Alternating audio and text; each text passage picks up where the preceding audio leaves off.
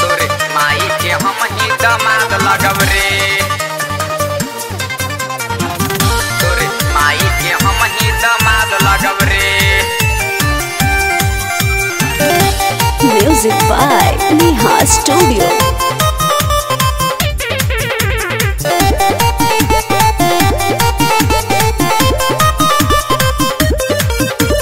हमारा से प्यार यार कैला बा कुंवार में, शादी हो जाई तो जाई बस ससुराल में। अरे सुनो हो, हमारा से प्यार यार कैला बा कुंवार में, शादी हो जाई तो जाई बस ससुराल में। देखी मोर भतार दिल बा हमारा, शादी में खर्चा 25 लागता, 25 लागता, 25 लागता। गाये भाई लोग जाती कि ना जय माला पंडाल समियाना के खर्चा हमार लगल रे, तोरे मम्मी के हम ही दामाद लगब रे। तोहर शादी बाराती के खर्चा हमार लगल रे, तोरे माई के हम ही दामाद लगब रे। ऐसा थोड़ी होला।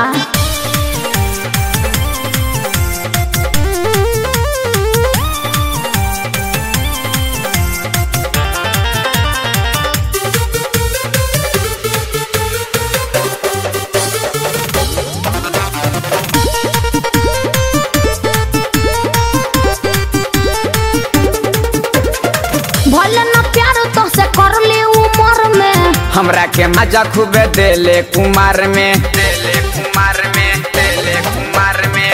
गौवा जवार पूरा जानेला शहर में, तोरा के कहाँ न घुमावली बाजार में। हमर शादी के खर्चा 50 लागता, 50 लागता, 50 लागता।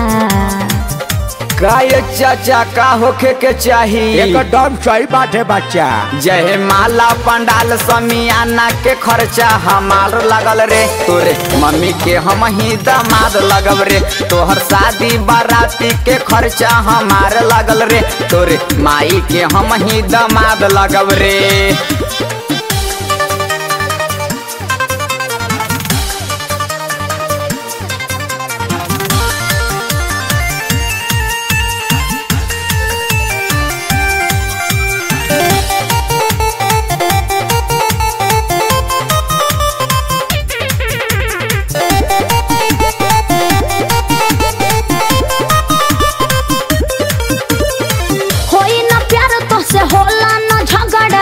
यो यार छोड़ी सबसे हम तगड़ा, सबसे हम तगड़ा, सबसे हम तगड़ा।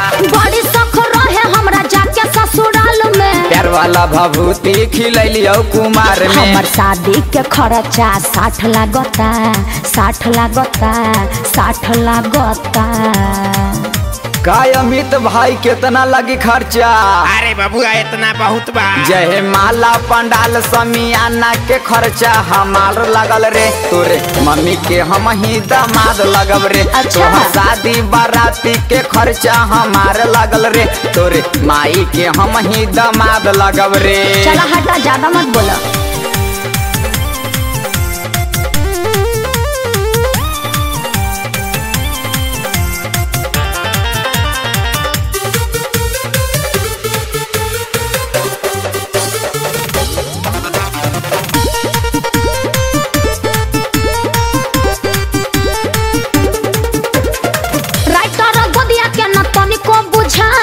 हमरा सिंह प्रियंका के कुछ न सुझाला, कुछ न सुझाला, कुछ न सुझाला। अमित राकेश के न तनिको बुझाला, कैसे तू चल जैबू अपन ससुराल हो। लालो से भइल बा प्यार हो, प्यार हो, अरे प्यार हो। गाय श्रीनिवास भाई कितना काव कितना लगी? 20-25 द ब्यास। जय माला पंडाल समियाना के खर्चा हमार लगल रे, तोरे मम्मी के हम ही दामाद लगब रे। तोहर शादी बाराती के खर्चा हमार लगल रे, तोरे माई के हम ही दामाद लगब रे।